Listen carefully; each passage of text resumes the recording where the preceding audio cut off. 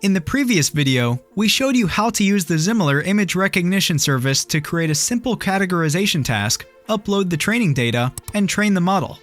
This service is also great for more complex machine learning projects where you use one collection of training data for several interconnected tasks.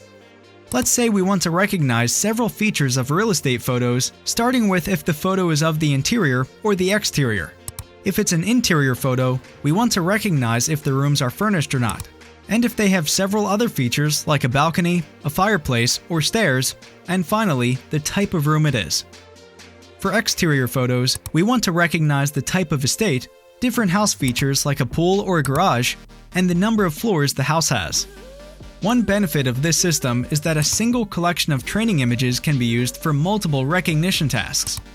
This form lets you upload the training images and specify several tags or categories that will apply to that set of images.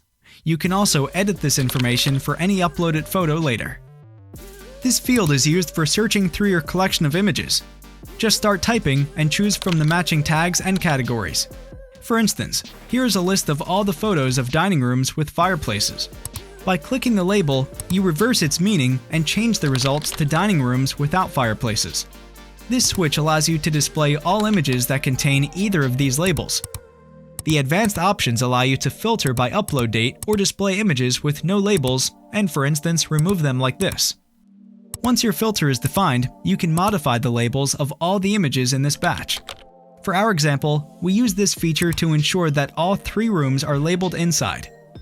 This system is ready also for exceptionally large machine learning projects with tens of thousands of training images. It also makes it easy to manage that large collection of images and keep it up to date in the long term. You can find additional information in our blog posts. Thanks for watching.